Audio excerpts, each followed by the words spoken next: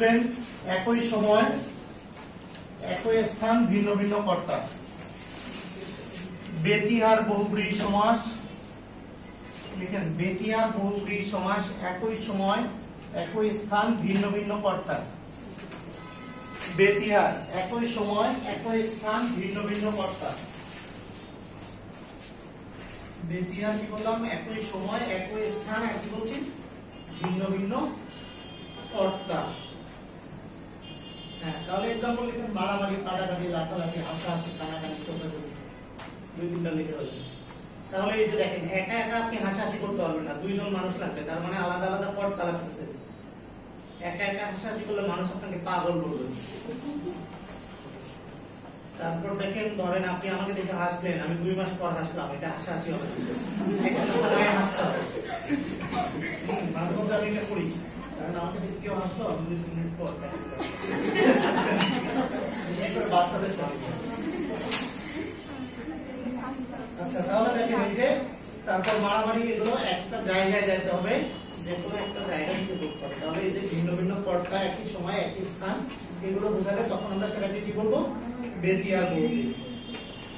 আচ্ছা, এরপর আরেকটা লিখে রাখেন সংখ্যাবাচক বহুব্রীহি, যেটা আমরা পড়ছি, জাস্ট এখানে নাম লিখে রাখেন। সংখ্যাবাচক বহুব্রীহি দ্বিগুর সাথে পড়ছি।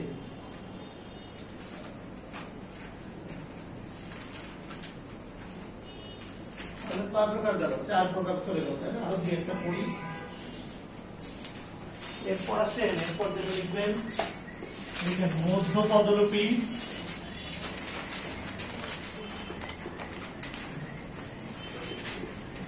অথবা অন্ত পদলোপী। মধ্য পদলোপী অথবা অন্ত পদলোপী বহুব্রীহি সমাস।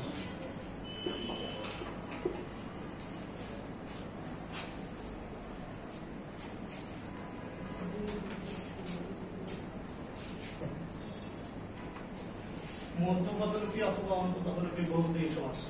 আচ্ছা, 2টা এক্সাম্পল লিখেন। হ্যাঁ, বলেন। একটা লিখেন গায়ে হলুদ, আর একটা লিখেন হাতে খড়ি।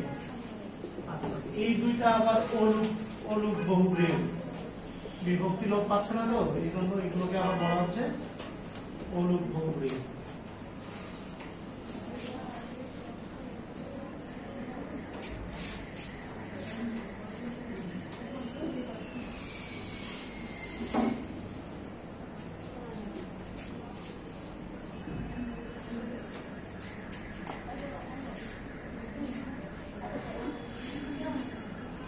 দেখেন, যদি আপনি ব্যাস বাক্য করেন গায়ে হলুদ দেওয়া হয় যে অনুষ্ঠানে, তাহলে শেষ থেকে পদ লোপ পাচ্ছে, তখন এটা হয়ে যাচ্ছে কি অন্ত পদলোপী। আর ব্যাকরণ রেখা বলতেছে যেটাই অন্ত পদলোপী, এটা কি মধ্য পদলোপী।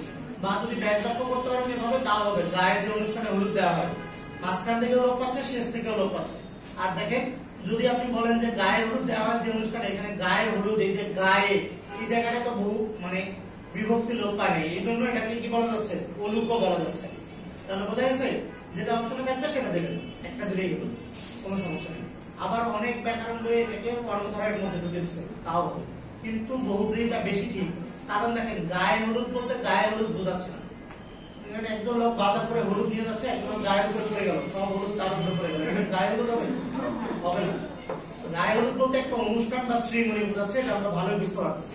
তাহলে এই যে দেখেন, হাতে খড়ি বলতে এই যে মানে লেখালেখির প্রথম যে শুরু আর কি, তাহলে এটা দ্বারা কি বোঝাচ্ছে? অনুষ্ঠান বোঝাচ্ছে। তার মানে পূর্বপদ পরপদ কোনোটারই প্রাধান্য পাচ্ছে না, এই জন্য এগুলোকে বলা হচ্ছে কি বহুব্রীহি। এই হিসেবে বহুব্রীহিটা বেশি যুক্তিযুক্ত, ঠিক আছে? আচ্ছা, এরপর আসেন, এরপর তৎপুরুষের সাথে একটা বিষয় একটু দেখতে হবে, সেটা হচ্ছে এক পাশে লিখেন নয়ও তৎপুরুষ, এক পাশে লিখবেন নয়ও বহুব্রীহি। হ্যাঁ, বলেন।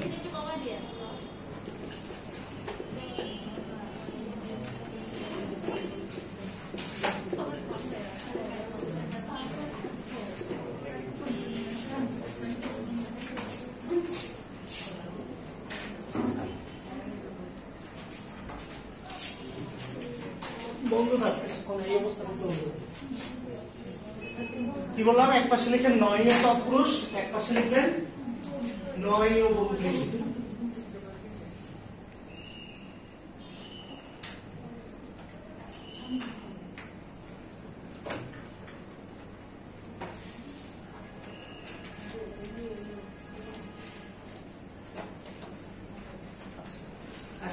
নয়ও তৎপুরুষ আর নয়ও বহুব্রী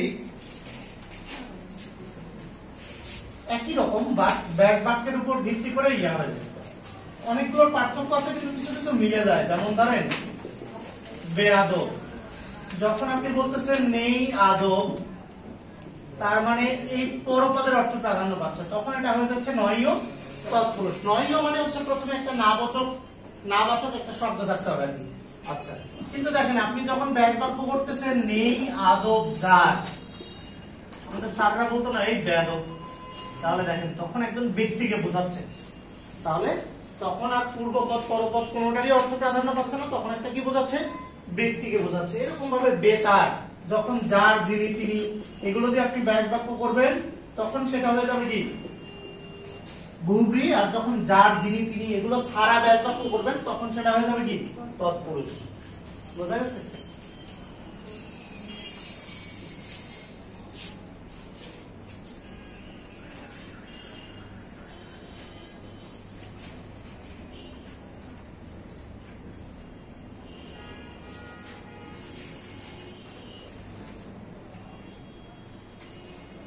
আচ্ছা, তাহলে নয়ও তৎপুরুষ আর নয়ও বহুব্রীর মধ্যে পার্থক্যটা বুঝতে পারছেন?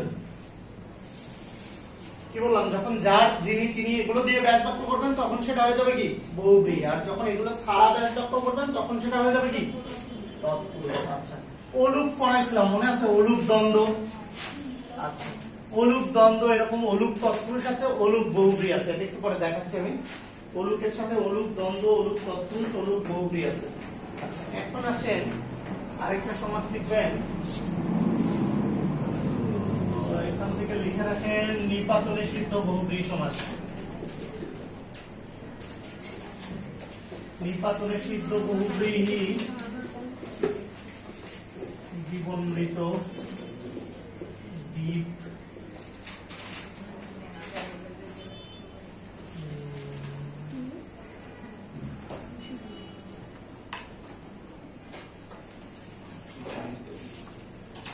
প্রথমে লিখছি জীবন মৃত, এরপর লিখছি দ্বীপ। আচ্ছা, দুইটা লিখে রাখেন, আরো আছে দুই তিনটা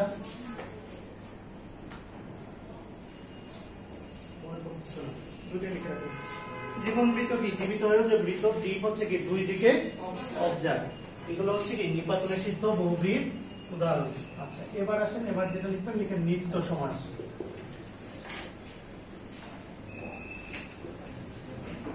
নিত্য সমাস লিখেন যে সমাসের সমস্ত পদ এবং ব্যাস বাক্য দুইটাই সমাসবদ্ধ অবস্থায় থাকে সেগুলোকে বলা হয় নিত্য সমাস। যে সমাসের সমস্ত পদ এবং ব্যাস বাক্য দুইটাই সমাসবদ্ধ অবস্থায় থাকে সেগুলোকে বলা হয় নিত্য সমাস। যে সমাসের সমস্ত পদ এবং ব্যাস বাক্য দুইটাই সমস্ত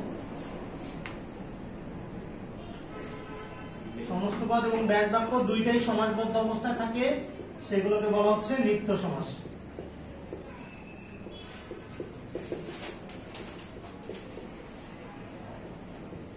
সেগুলোকে বলা হচ্ছে নিত্য সমাস।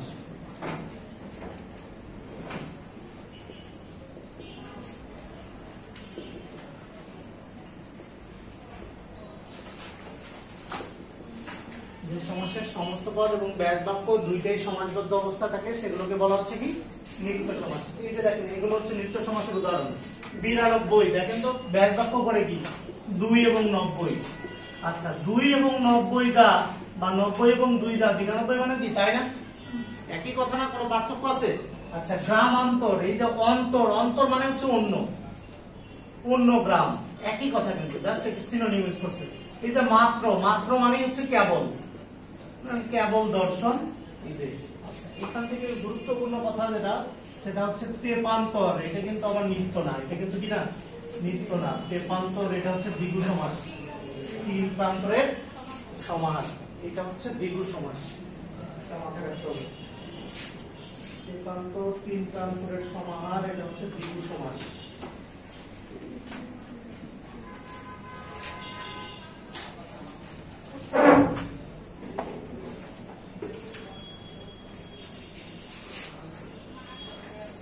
এখন আসেন বের করেন lecture sheet page number 10।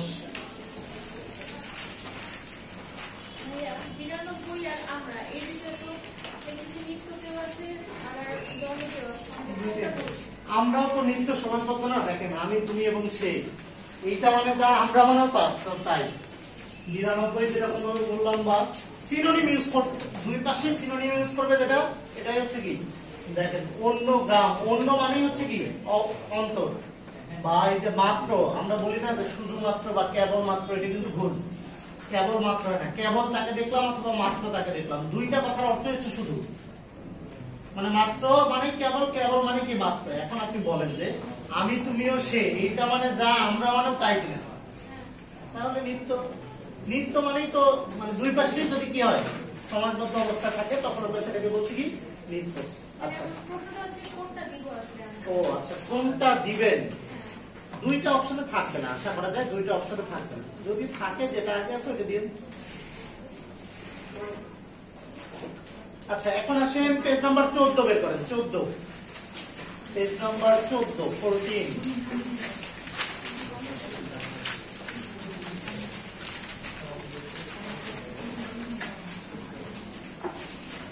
Page number 14 বের করছেন। আচ্ছা 14 তে আপনি দেখেন এই যে অসংলগ্ন সমাস, প্রথম ক্লাসে পড়াইছি না, অসংলগ্ন দ্বন্দ্ব এখানে পড়াইছিলাম যে দুইটা কি থাকবে আলাদা আলাদা থাকবে, সেগুলোকে আমরা বলবো কি অসংলগ্ন। প্রাদি সমাস পারবেন, ওই যে ওই কটা উপসর্গের সাথে দিগন্ত পদ্ধতি যে সমাস হয় সেটাকে বলা হচ্ছে কি প্রাদি। নিত্য তো পড়াইলাম, অলুকটা খেয়াল করেন, অলুক দ্বন্দ্ব, অলুক তৎপুরুষ আর অলুক বহুব্রী, তিনটার পার্থক্য বুঝতে পারেন কিনা এটা খেয়াল করেন। দেখেন অলুক দ্বন্দ্ব মায়ের ঝিয়ে হাতে কলমে দুধের ভাত, এটা তো বুঝছেনই। আচ্ছা অলুক তৎপুরুষ কোনগুলো, যেগুলো কি লোক পাচ্ছে না, ঘোড়ার ডিম, ঘোড়ার ডিম, দেখেন কলুর বলদ, কলুর বলদ, চোখের বালি, চোখের বালি, মানে বিভক্তি লোক পাচ্ছে না, এই যে চোখের, ঘোড়ার, কলুর, রবা এর বিভক্তি লোক পাচ্ছে না। আচ্ছা তৎপুরুষের সাথে দ্বন্দ্বের পার্থক্য তো বুঝতে পারছেন, ওইখানে দুইটারই অর্থ প্রাধান্য পাচ্ছে, এটাতে দুইটারই অর্থ প্রাধান্য পাচ্ছে না। এখন তৎপুরুষের সাথে বহুব্রীর পার্থক্য দেখেন, এই যে দেখেন হাতে খড়ি বা মুখে ভাত বা মাথায় পাগড়ি বা গলায় গামছা, এই যে গলায় গামছা মানে কি অপমান করা, তারপরে ধরেন এই যে মাথায় পাগড়ি মানে কি বিয়ে শাদী আর কি, তারপরে মুখে ভাত মানে অনুষ্ঠান, আর এইগুলো দ্বারা কোনোটা দ্বারা কি এরকম কোনো কিছু অন্য কোনো কিছু বোঝাচ্ছে, ঘোড়ার ডিম বলতে ঘোড়ার ডিমই বোঝাচ্ছে, বুঝলেন নেই? তাহলে এই যে তেলে ভাজা বলতে তেলে ভাজাই বোঝাচ্ছে, কলের গান বলতে কলের গানই বোঝাচ্ছে, তাহলে তৎপুরুষ দ্বারা অন্য কোনো কিছু বোঝাচ্ছে না, কিন্তু বহুব্রী দ্বারা অন্য কোনো কিছু বোঝাচ্ছে। এই হচ্ছে অলুক তৎপুরুষ আর অলুক বহুব্রীর মধ্যে পার্থক্য। এরপর আসেন ছদ্মবেশী বা ছুপছুপা সমাস, যেটা এটা লাগবে না, ওগুলো আগে আসতো এখন আর আসে না। আচ্ছা এবার আসেন পরের দিকে চলে আসেন ক্রিয়ার কাল। ক্রিয়ার কাল এখান থেকে প্রথম হচ্ছে নিত্যবৃত্ত অতীত, এটা খুবই গুরুত্বপূর্ণ। ইংলিশ গ্রামারের রুলস পড়ছেন না, ইউজ টু, ইউজ টু মানে কি বলেন? অভ্যাসগত। ইউজ টু সাধারণত কোন টেন্সে হয়? পাস্ট এর কোন টেন্স? কন্টিনিউয়াস, পাস্ট ইনডিফিনিট টেন্সে হয়। এই ইউজ টুর যে বাংলা ব্যবহার এটাকে বলা হচ্ছে নিত্যবৃত্ত অতীত। কি বললাম? এই ইউজ টুর যে বাংলা ব্যবহার এটাকে বলা হচ্ছে কি নিত্যবৃত্ত অতীত কাল। এই যে এটা দাগান 2 এর ঘ নাম্বার পেজ নাম্বার 15 তে নিত্যবৃত্ত অতীত খুবই গুরুত্বপূর্ণ। আর এখানে 9 এর পুরাতন ব্যাকরণ বই নিয়ে এসেছেন কেউ? কারো কাছে আছে? বের করেন, কাল বের করেন, দেখেন ক্রিয়ার কাল বের করতে থাকেন, বাকিরা দাগান নিত্যবৃত্ত অতীত দাগাইছেন, ও আগে বের করুন তারপর বলছি। এরপর দেখেন এখান থেকে দাগান সাধারণ বর্তমান। সাধারণ বর্তমানে, সাধারণ বর্তমানে একটা বিষয় জেনে রাখেন এরকম, যেমন ধরেন সাধারণ আর পুরা গঠিত বর্তমান, এই দুটার মধ্যে পার্থক্য আছে। পুরা গঠিত হচ্ছে আপনারা এইচএসসি পাস করছেন, সেটার ফলাফল এখনো বর্তমান আছে, তার মানে এটা কি যেটার ফলাফল বর্তমান আছে সেটা হচ্ছে কি পুরা গঠিত। সাধারণ বর্তমানে যে ঝামেলাটা করে সেটা হচ্ছে একটা চিরন্তন সত্য দিয়ে দেয় বা ঐতিহাসিক সত্য দিয়ে দেয়, বলে যে এটা কোন ধরনের বর্তমান। ঐতিহাসিক সত্য এবং চিরন্তন সত্য সবসময় সাধারণ বর্তমান। যেমন সূর্য পৃথিবীর চারদিকে ঘোরে, সাধারণ বর্তমান। 1952 সালে ভাষা আন্দোলনের মাধ্যমে আমাদের মাতৃভাষা অর্জিত হয়েছে, সাধারণ বর্তমান। 1971 সালের মুক্তিযুদ্ধের মাধ্যমে আমরা স্বাধীনতা অর্জন করেছি, সাধারণ বর্তমান। বোঝা গেছে কি বললাম? ঐতিহাসিক সত্য এবং কি চিরন্তন সত্য যেগুলো, এগুলো হচ্ছে কি সাধারণ বর্তমান। পাইছেন? আচ্ছা দেখেন ওইখানে एग्जांपल আছে যে 27 যদিও তো 127 খোঁজেন নিত্যমিত্ত অতীত খোঁজেন 27 যদিও তো 127 আর যদি সে আসতো কেমন মজা হতো পাইছেন না এই যে এই एग्जांपल গুলো রিডিং করতে হবে যে কোনটা কোন অর্থে ব্যবহার হয়েছে বুঝতে পারছেন এখানে লেখা আছে যে কোনটা কোন অর্থে ব্যবহার হয়েছে পাইছেন যাদের কাছে বই আছে পাইছেন না যে কোনটা কোন অর্থে ব্যবহার হয়েছে হ্যাঁ এই एग्जांपल গুলো করতে হবে যে কোনটা কোন অর্থে ব্যবহার হয়েছে যাদের কাছে বই নাই বাসায় গিয়ে খুঁজে দেখবেন নবম দশম শ্রেণীর পুরাতন বাংলা ব্যাকরণ বইয়ের কাল বের করবেন ওইখান থেকে নিত্যমিত্ত অতীতকাল বের করবেন ওখানে কয়েকটা एग्जांपल দেওয়া আছে ওইটা কোনটা কোন অর্থে এগুলো পরীক্ষায় আসে আচ্ছা এরপর আসেন এরপর বের করেন পেজ নাম্বার 17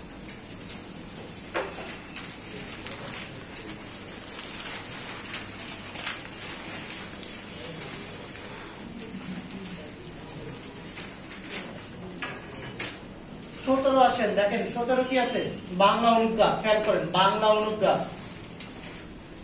অনুজ্ঞা পারবেন ইম্পারেটিভ সেন্টেন্স পড়ছেন না ইংরেজিতে ইম্পারেটিভ সেন্টেন্স এই ইম্পারেটিভ সেন্টেন্সই হচ্ছে বাংলা অনুজ্ঞা ইম্পারেটিভ সেন্টেন্স মানে কি আদেশ নিষেধ উপদেশ অনুরোধ এগুলো কি ইম্পারেটিভ সেন্টেন্স এই ইম্পারেটিভ সেন্টেন্সের যে ব্যবহার এটাকে বলা হচ্ছে কি বাংলা অনুজ্ঞা এখানে এই যে নিচে যে ফাঁকা জায়গাটা আছে অনুজ্ঞা গঠন তার উপরে লিখে নেন অতীতকালের অনুজ্ঞা হয় না এখানে অতীতকালের অনুজ্ঞা হয় না কারণ অতীতে আদেশ নিষেধ উপদেশ এগুলো করা যায় না অতীতকালে আদেশ দিতে পারবেন দেয়া যায় না তার মানে কি বললাম অতীতকালে কি হয় না অনুজ্ঞা হয় না অতীতকালের অনুজ্ঞা হয় না অতীতকালের অনুজ্ঞা হয় না তাহলে বর্তমান আর কোন কালের হয় ভবিষ্যৎকালের অনুজ্ঞা হয় এরপর আসেন এই যে 3 থেকে দেখান 3 এর ক খ গ ঘ সবগুলোই লাগবে উত্তম পুরুষের অনুজ্ঞা হয় না নাম পুরুষের অনুজ্ঞা হয় না 3 থেকে সবগুলোই লাগবে 3 থেকে সবগুলোই লাগবে আচ্ছা এরপরে আসেন পরের পেজ নাম্বার 18 পুরুষ ওরকম ভাবে লাগবে না কোশ্চেন হয় না ইংরেজিতে পারসন করছেন না first person second person third person ওটাই বাংলা হচ্ছে পুরুষ এখানে দেখেন 14 নাম্বার কোশ্চেন বলেন নিচের কোনটি অনুজ্ঞা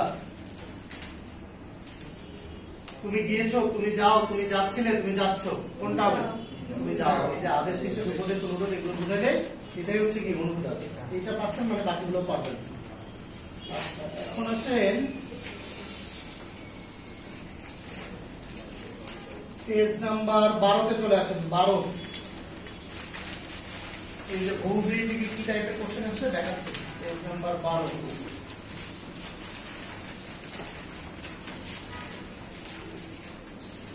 এক নাম্বার কোশ্চেন দেখেন কানাকানি কোন সমাস বহুব্রীহি তো কোন ধরনের বহুব্রীহি ব্যক্তি আর বহুব্রীহি এরপরে আসেন 2 নাম্বার বহুব্রীহি সমাসের পূর্বপদ এবং পরপদ কোনটি যদি বিশেষণ না হয় তখন তাকে কি বলে দেখেন আমি কিন্তু পড়াইছি কিন্তু কোশ্চেন কি টাইপ হয় কোশ্চেন একটু সবসময় ঘুরে ফিরে হবে তাহলে দুইটা যদি বিশেষ্য হয় সেটাকে আমরা কি বলবো তাহলে ব্যতিকরণ তার মানে তো এখানে দুইটা বিশেষ্য মানে কি এখানে কোনো কি নাই বিশেষণ নাই তাহলে কি হবে ব্যতিকরণ এরপর আসেন 7 নাম্বার বলেন 80-20 কোন ধরনের সমাস বহুব্রীহি আচ্ছা এরপর আসেন 10 নাম্বার নিচের কোনটি বহুব্রীহি সমাসের উদাহরণ নয়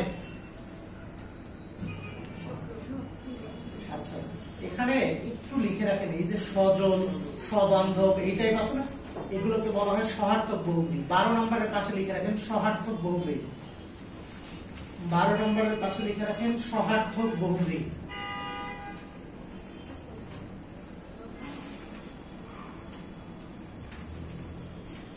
বারো নম্বরের কাছে কি বললাম সহার্থক বহুব্রীহি মনে করেন হচ্ছে বান্ধব সহ এই যে সবান্ধব পরিবার সহ এই সহ সহিত যেগুলো আসবে সেগুলোর নাম কি সহার্থক বহুব্রীহি আচ্ছা এই যে সচিত্র সহার্থক বহুব্রীহি এরপর আসেন 17 নম্বর বলেন ব্যক্তি আর বহুব্রীহির উদাহরণ কোনটি মাতামাতি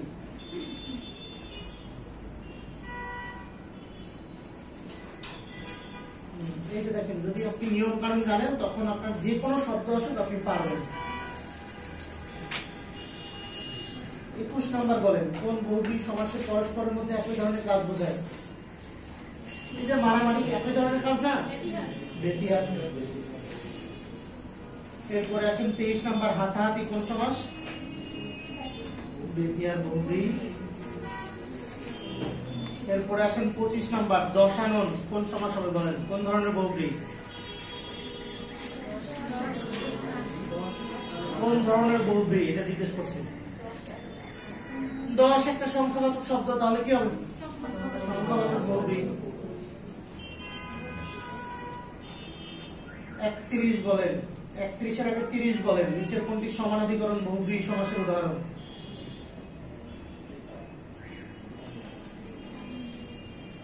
কি হবে? সীতাম্বর।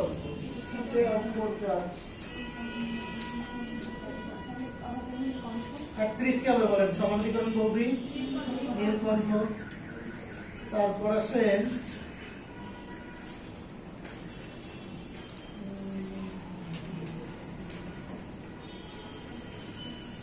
40 বলেন, গৃহী শব্দের অর্থ কি?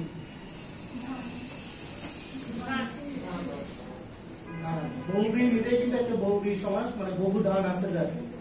এরপরে আসুন 42 বলেন, সুহৃদয় কোন সমাস? বহুব্রী। সুন্দর হৃদয় যার, কিন্তু সুহৃদয় বা সুহৃদ বলতে বোঝায় বন্ধুকে। এখন আপনার বন্ধুর সুন্দর হৃদয় নাও থাকতে পারে, বন্ধুর অসুন্দর হৃদয় থাকতে পারে, এরকম অসংখ্য এক্সাম্পল আমরা দেখছি।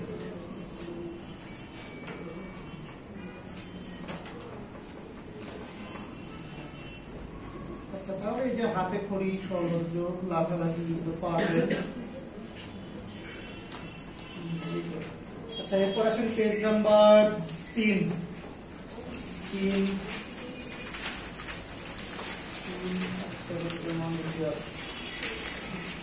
আচ্ছা, 3 হচ্ছে জাদুঘর কেন যাবো? এগুলোর যে এই টাইপ যে ইয়াগুলো আছে, এগুলো সংক্ষিপ্ত প্রশ্ন চলে আসে। এই যে ধরেন আপনার বললো যে ইউরোপীয় রেনেসা বলতে কি বোঝেন, আপনাকে বললো আলেকজান্দ্রিয়ার বর্ণনা দেন, আপনাকে বললো রুশ বিপ্লব বলতে কি বলা হয়, কি বোঝানো হয়, আপনাকে বললো যে অ্যাশমল কি, আপনাকে বললো যে ব্রিটিশ মিউজিয়াম সম্পর্কে লিখুন, এই যে আপনাকে বললো লুভ মিউজিয়াম সম্পর্কে লিখুন, বা আপনার পাঠ্য বইয়ের আলোকে লিখুন। যে এগুলো পড়বেন ভালো করে, 2 মার্কের 2 নম্বর 3 নম্বরের কোশ্চেনে আসার জন্য এগুলো গুরুত্বপূর্ণ সবগুলোই। আপনাকে ধরেন বললো ঢাকা জাদুঘর সম্পর্কে লিখুন, মুক্তিযুদ্ধ জাদুঘর সম্পর্কে লিখুন, বঙ্গবন্ধু জাদুঘর সম্পর্কে, খুবই গুরুত্বপূর্ণ। সামরিক জাদুঘর লিখুন, বরেন্দ্র জাদুঘর লিখুন, চট্টগ্রাম বিশ্ববিদ্যালয়ের জাদুঘর লিখুন, সবগুলো গুরুত্বপূর্ণ। সবগুলো সম্পর্কে অন্তত 1-2টা কোর ইনফরমেশন আপনার জানা থাকতে হবে, ঠিক আছে? আচ্ছা, এরপর আসেন রেইনকোট। রেইনকোট এই যে আখতারুজ্জামান ইলিয়াসের যে ইয়াগুলো, এটা ভালো করে দেখবেন, এটা বন্ধ করে দেন।